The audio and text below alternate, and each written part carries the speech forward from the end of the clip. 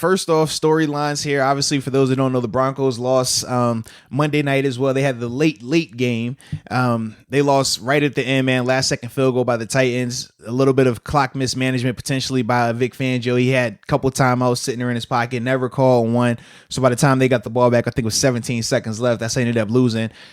Earlier in the game, though, the Broncos had a chance to score. Got stopped on the goal line 4 plays, couple mishaps and things like that. But I think, man, the Broncos, they still look like a good team to me. Obviously, knowing the Titans were AFC Championship contender last year, I thought that was going to be a tough game for them because I thought both teams were pretty evenly matched. Neither one, a little less experience for the Broncos. Correct. That's all you less say. Experience for the Broncos, but neither one has just a plethora of talent where you're just like, man, I don't know how we can hang with these guys. Right. Young talent for the Broncos, but they didn't even play. They didn't, yeah, without a doubt. So that was my thought process with that. But I thought the game was good. I guess my initial takeaway from it was Drew Lock looks good. Still has to continue to improve with his accuracy. He had, for the most part, he looked good, but he still missed some routine throws. Jerry Jeudy, I thought, played well, but he has a drops issue. He had dropped some easy ones.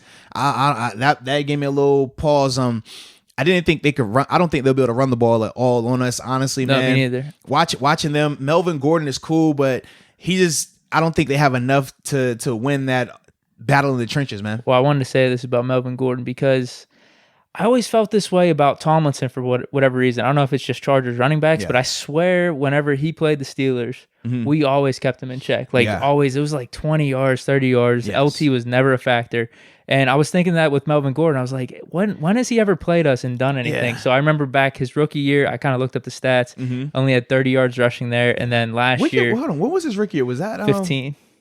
That was the Monday night game. Did you play him? Yeah, the Monday. Was that the Vic one? Yeah. It was at San Diego. Yeah, he didn't do anything there. He did. I checked. He had a lot of receptions, but that's just more Phillip Rivers checking it down.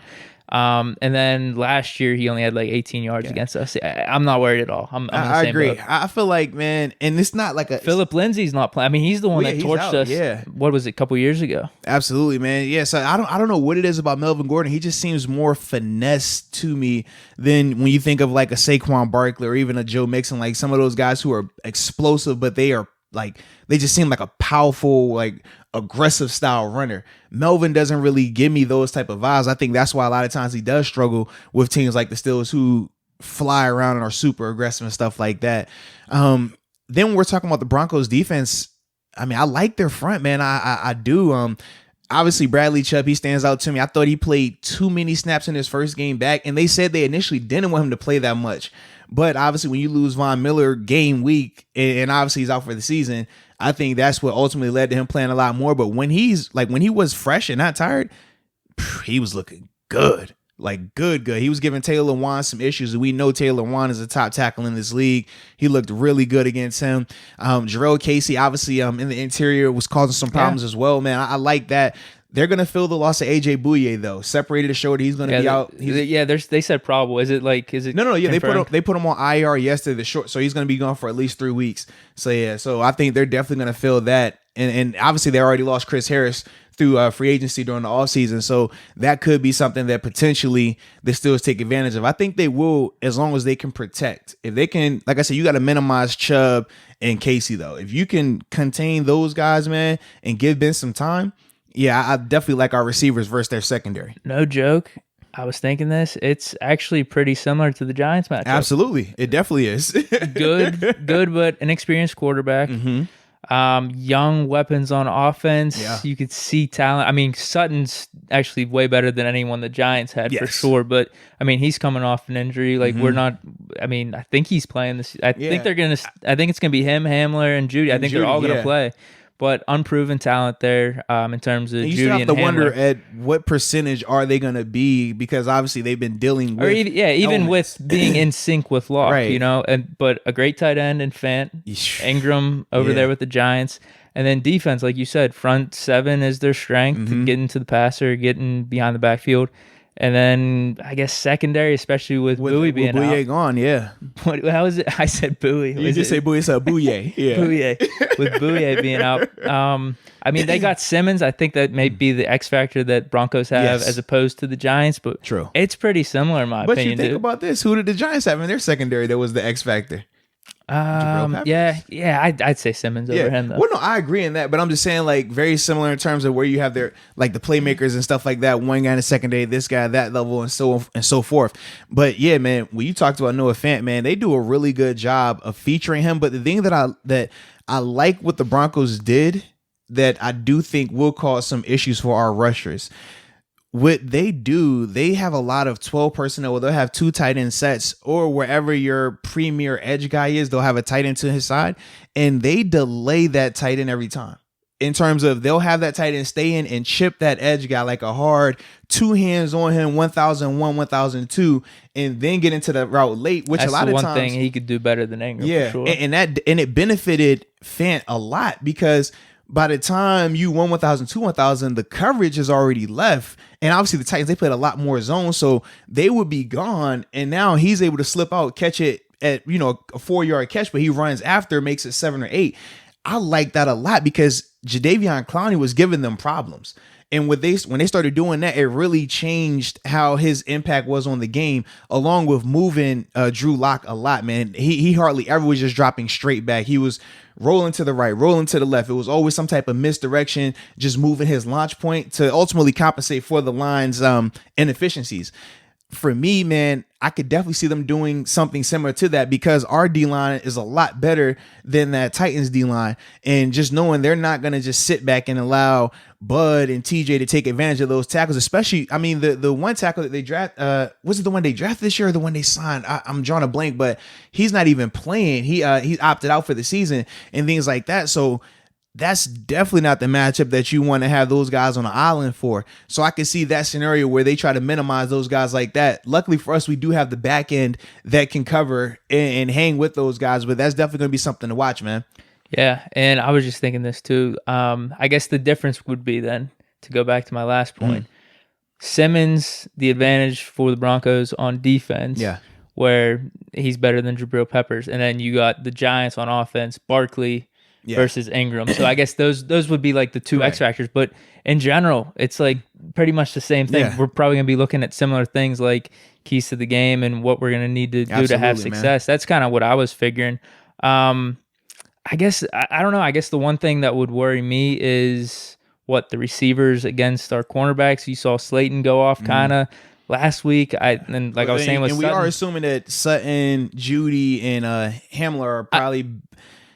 I feel like Sutton is better than Slayton, but I think right now Judy is at least comparable. I mean, Judy's still young. And like I said, Judy, he gets open. He has great footwork.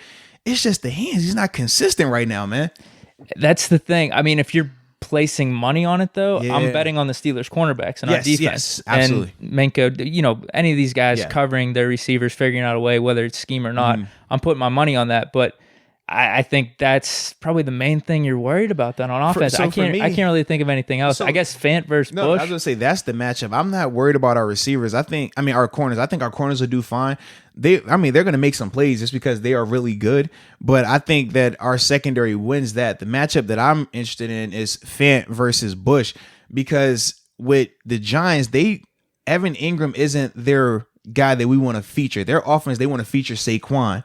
And then from there, it's like, all right, well, Ingram, you can get what's left over, but we want to stretch the field a little bit. So let me see what you get with Slayton, because obviously Golden Tate wasn't out there. With the Broncos, though, their offense, they run it through Fant. Like, that's the difference. Fant is targeted a lot. A lot of their passing concepts highlight him. And obviously, if you take him away, well, then he's going down. Locke is going to his second and third read, which is Judy, which is going to be Sutton and those guys. But they're going to make sure that they highlight that matchup, whereas I don't think the Giants highlighted Ingram like that. So that's why I think this is going to be a better test for Devin Bush. Obviously, I feel like he did great in week 1. Man coverage, zone coverage, he was flying around, great open field tackling. That was the biggest thing too. When you're playing in space, you got to be able to open field tackle, because if you miss, now that's a 10-yard gain on top of that, because everybody else is in coverage back, turn to him and stuff like that. they're going to isolate Devin and things like that. So it's going to be interesting just to see how he continues to respond and progress. I think he'll be fine, but that's my biggest concern from our defense. Our offense, the offensive line. We don't know. I mean, right now we know Banner is out for the year with the ACL. Wisniewski, they said it's a pec, but we don't have any more information. I don't think DeCastro hasn't practiced yet. So you're potentially looking at having a whole new right side of the line and Kevin Dotson, a 4th-round rookie starting. Fourth round rookie starting, and then you have Chuks Okorafor making a start at right tackle. I feel a little bit more confident in Chuks because his first time starting was against this same Broncos team, but it was against Von Miller. Now, granted, schematically we did some things to help him, but he still performed well. So I do feel a lot better in that regard. Yeah, no Von Miller. But Bradley Chubb is going to present some challenges. But when I look at Kevin Dotson, the rookie, I know he has some. Wait, are they going to be lining Chubb against Villanueva, or is it going to be Okafor? He's going to be moving around. He flip-flops. Okay. Yeah. So they're probably going to put him mostly on Okafor's side then. Is that what you're saying? They're both going to see him. Trust me, they're both going to see him, man. They're both going to see him. All right. They're moving him around. Yeah. And rightfully so, because he can rush good on both sides. It does not matter. But I'm drawing a blank on the other guy's name, but he created some good pressure as well, man. You said off the mic I'm that gonna pull it up real quick, man. He was definitely filling in for Vaughn pretty well. Yeah, I'm going to pull it up real quick, man, just so that way when he's out there, we can know who we're talking about. You don't want to give them any fuel to the fire too by not mentioning the name. You never know, man. They might get offended. they might be tuning in. Here it is, Jeremiah Atachu. I think that's how you say it, man. Okay. Yeah, but number 97, man. He was productive. 3 tackles, had a sack out there as well, man. But they all are in that same like lanky speed rusher. He's 6'3", 250, prototypical size, but he rushes really well, man. And the thing that I was impressed too with Jeremiah, he has success going against Taylor Lewan as well. And for me, I always gauge these edge rushers against like, okay, well, what's the quality of opponent? What's the quality of tackle? The reason we talked about last game, like I was more impressed with Bud going against Andrew Thomas than I was TJ talent against Cameron Fleming, who's more of a journeyman. So that was the whole thing with that. And that's why I said, man, with those two guys, I think that they definitely are going to present some challenges. But I think, man, with Matt Canada, what he's been able to do from a pre-snap motion and movement standpoint, that's going to help out a lot. I also think we could see a scenario where they're trying to create different launch points for Ben in terms of not having him just drop back traditionally straight back every time, because I feel like our offensive line will struggle to protect if they do that. We got the weapons, man. Yeah, because I mean, we saw the Giants definitely were having success both rushing interior and outside on the edge when we try to just drop straight back. So that's my biggest concern, man. If that D line wins that battle, that can change everything. Similar to what we saw with Washington and the Eagles. We knew the Eagles had the better roster, but their offensive line just wasn't good. They couldn't hang with them, and ultimately that was the deciding factor in that game. Yeah, so whenever I mentioned we have the talent, I really thought there was 2 parts of the Steelers' success with the Giants on offense versus their defense. And one was whenever Ben was getting the ball out quick to Juju on the zig routes, Deontay on the slants, just getting it in these playmakers' hands. So that's one aspect. I think that's a way that we could mitigate the Broncos' pass rush for sure. But then also, I don't know how this would necessarily affect the pass rush. I think this does it, though. It's just more or less keeping a defense honest is the running game with Benny Snell. And even though Derrick Henry didn't have the best yards per carry, they kept feeding him, and it was effective. So I think 31 carries, 116 yards. He proved it in a couple of games last year. He's obviously took a jump, as we've seen in week 1. If we get him the rock, we could get the ball out quick with some like spread offense type of formation. I think that's it. I think it's kind of what we did against the Giants. If we just do those type of things, I think we'll be good. Absolutely, man. And I mean, we saw in that Giants game, everything played out the way it should have played out, but we definitely saw that Giants D-line get after our offensive line, and which was some of the reasons why Ben was taking the hits that he was taking, and why at times we all were kind of holding our breath like, oh, is he going to get this out of here? Can he make this play right here? So I think it'll be similar going into this game.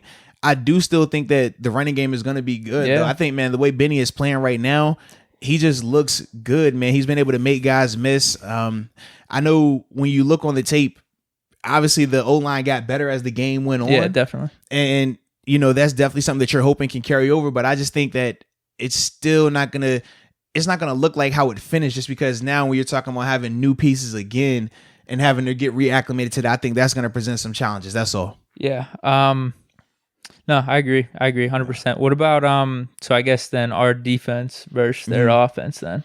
Yeah, for our defense versus their offense, like I said, the biggest thing is how we minimize Fant. I know they're going to do a good job in terms of the Broncos offense. They're going to keep those tight ends in to at least chip and slow down Bud and TJ. Yeah. But I don't see them being able to run the ball. I think they're going to be one-dimensional. And if they're one-dimensional, having to pass a lot, I mean, you think about Daniel Jones threw the ball, 41 times last week. If you're throwing the ball 40 times against this defense, Gordon's not doing anything against us. Yeah, he's not. If you're throwing the ball 40 times against this defense, that's going to play into this defense's hands because they're built to stop the pass. I mean, we talk about the edge rushers, the interior rushers, guys that can cover, safety play.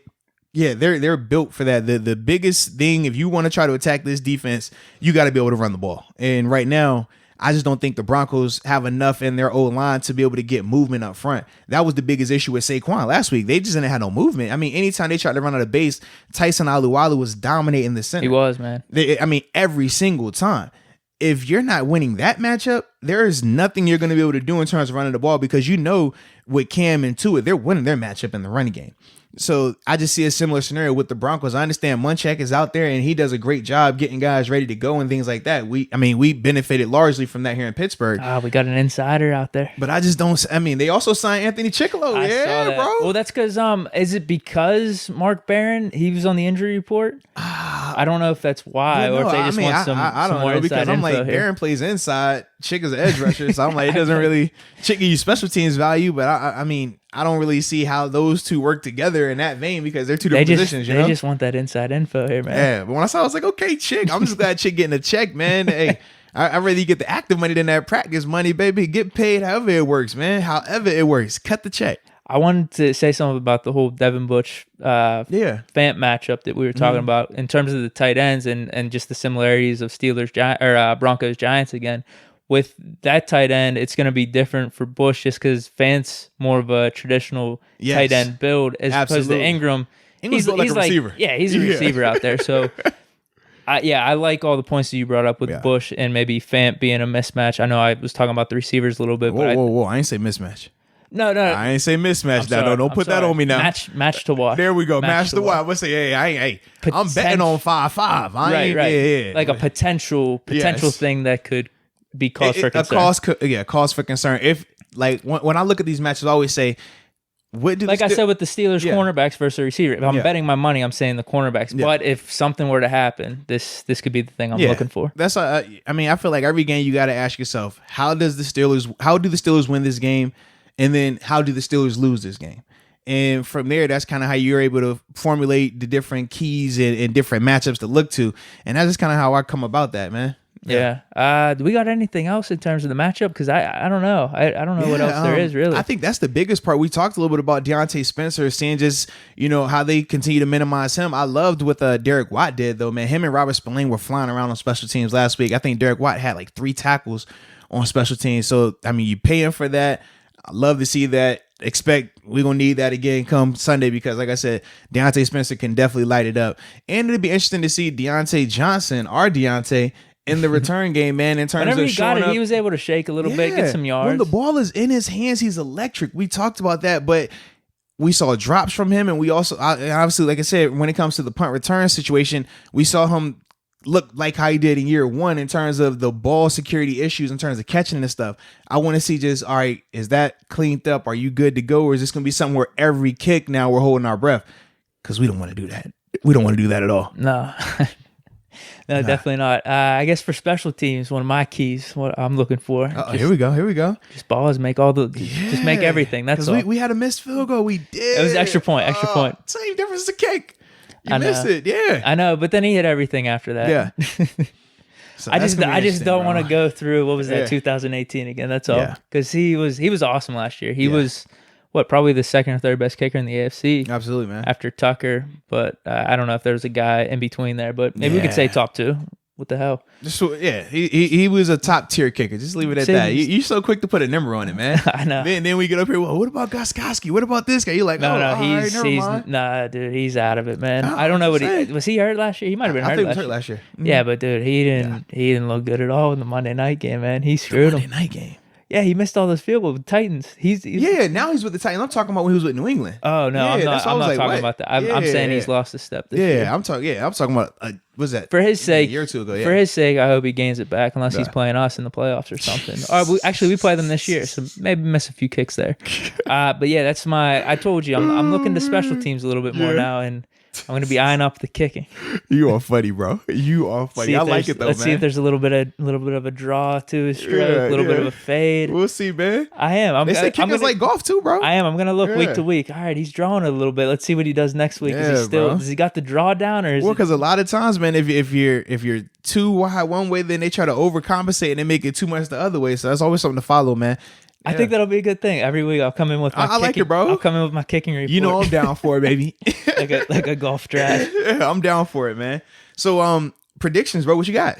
You know what? I'm just gonna say the same score because what did you have last time? I had 27-13. 27-13? Okay. And I was close. We were both close. Yeah. But so I didn't waste it on the last one. I didn't hit it. So let's see if I can hit 27-13 on this one. I've been talking about this whole time the similarities between Broncos and Giants and how they match up with the Steelers. So hell, why not 27-13? I like it, man. I got it 21-13, man. I think a little less points for us. Well, yeah, I just think that their defense is slightly better. They're a better defense. I also think that their D-line is going to potentially cause some issues for our offense early on, similar to what we saw last week against the Giants. Because our O-line's a little worse heading into this game as opposed to last week. And let's be real, even if our O-line was healthy, it wasn't as if they looked good the whole time Monday night. They looked like they had some issues. They looked like they needed to get some stuff cleaned up.